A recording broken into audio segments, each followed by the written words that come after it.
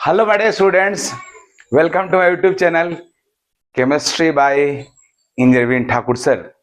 देखो जी आज मैं आपको ट्वेल्थ क्लास का फर्स्ट चैप्टर लेकर आया हूं, ट्वेल्थ क्लास के फिजिकल केमिस्ट्री का। वैसे तो पहले फर्स्ट चैप्टर था सॉलिड स्टेट, बट सिलेबस जब कर्टेल किया गया तो जेई मेन और नीट और बोर्ड एग्जाम के लिए सॉलिड स्टेट को ऑफ कर दिया गया, हटा दिया गया। अब केवल एडवांस एग्जाम में और किसी एग्जाम में नहीं है। इसलिए टेक्निकली सॉल्यूशन चैप्टर ही हमारे ट्वेल्थ क्लास के केमिस्ट्री का पहला चैप्टर हुआ। तो पहले तो आप सब बच्चों को बधाई कि आपने प्रमोट होकर ट्वेल्थ में आ गए। आप स्टार्ट करते हैं सॉल्यूशन चैप्टर। सॉल्यूशन चैप्टर का एक बहुत बड़ा सा जो सेक्शन है हम लोग 11th क्लास के मोल कॉन्सेंट्रेशन पढ़ते हैं कंसंट्रेशन टर्म्स में, राइट। कंसंट्रेशन ऑफ सॉल्यूशन में तो सबसे पहले सॉल्यूशन है क्या। तो सॉल्यूशन जिसको 11th क्लास में डिस्कस किया था, मैं अपने वीडियो में किया हूं और आपको पढ़ाया हूं। सॉल्यूशन टू और मोर देन टू सब्सटेंस का होमोजेनियस मिक्सचर है, इसको हम लोग सॉल्यूशन बोलते हैं। अब जो सॉल्यूशन इंपॉर्टेंस क्यों इतना रखता है, तो हमारे डे टू डे लाइफ में मैक्सिमम चीज जो हम लोग यूज करते हैं या हम लोग के बॉडी के अंदर जो इतना भी केमिकल प्रोसेसेस होता है या बायोलॉजिकल प्रोसेस होता है, सब के सब सॉल्यूशन के अंदर ही होता है।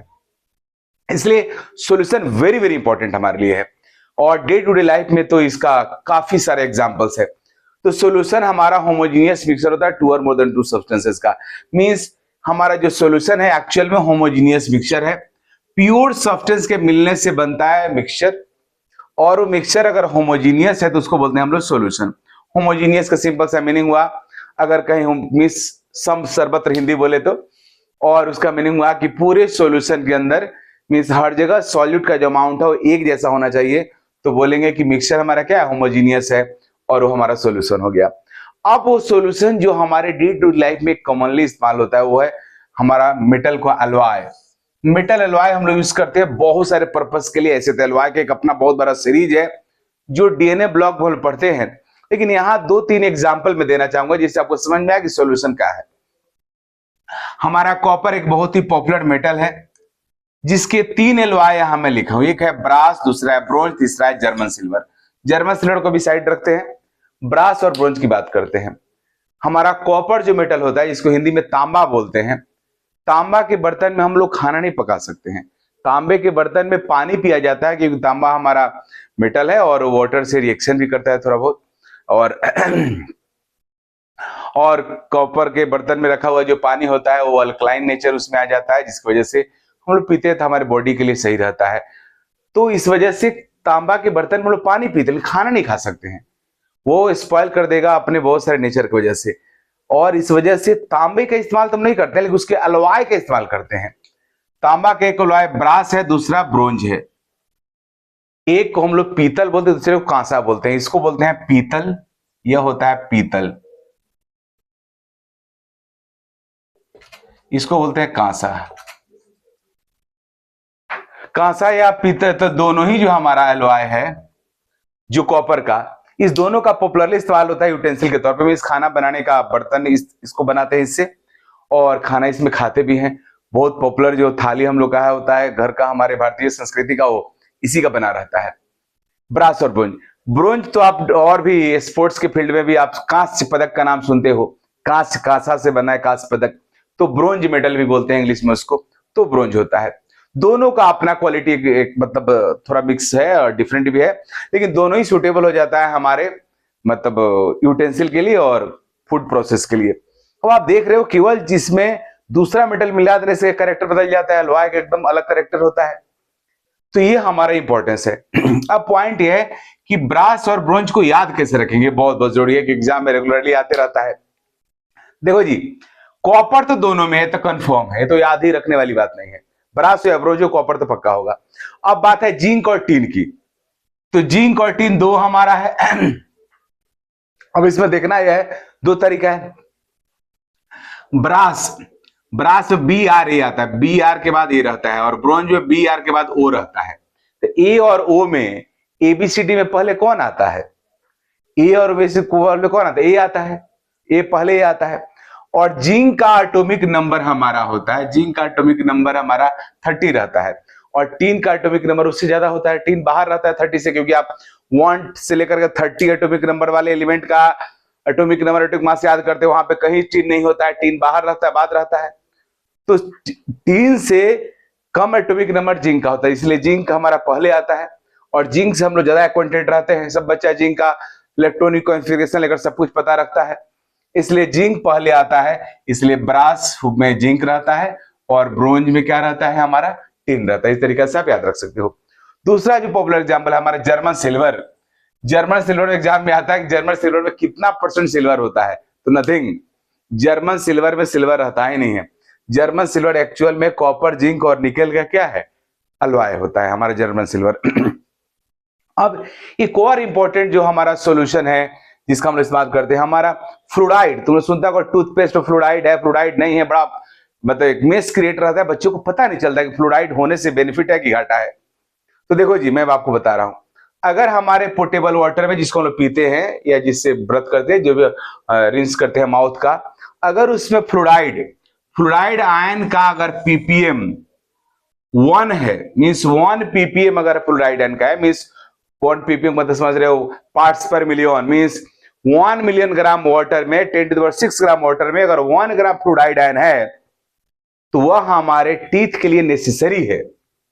अगर हमारे वाटर में फ्लोराइड आयन नहीं रहेगा तो हमारे टूथ डीके बहुत तेजी से होगा, दांत फटाफट हम लोग का टूटना शुरू हो जाएगा और गल जाएगा। इसलिए हमारे टूथ को मेंटेन रखने के लिए, हमारे टीथ को सेव करने के लिए, डीके से बचाने के लिए हमारे वाटर में फ्लोराइड का होना नेसेसरी है। कहां तक, 1 ppm तक होना चाहिए। 1 से अगर थोड़ा ज्यादा भी हुआ तभी चलेगा, लेकिन जैसे ही हमारे वाटर में फ्लोराइड आयन का ppm 1.5 से एबव होता है और उसको इक्वल होता है, ग्रेटर इक्वल, तो हमारा वही फ्लोराइड आयन टीथ को डीके कर से रोकने के लिए उसके ऊपर क्या करता है जी, मोटल्ड हो जाता है। मोटल्ड बोलते हैं मीन्स एक तरह से काला काला जो धब्बा दाग लग जाता है दांत के ऊपर, पीला पीला एक लेयर चढ़ जाता है, उसको मोटलिंग बोलते हैं। वो मोटल्ड कर दांत को ढक देता है अपने पीलापन से। तो अगर ज्यादा हो गया तो दांत को खराब भी कर देगा। दूसरी बात, फ्लोराइड अपने आप में इटसेल्फ एक पॉइजन होता है।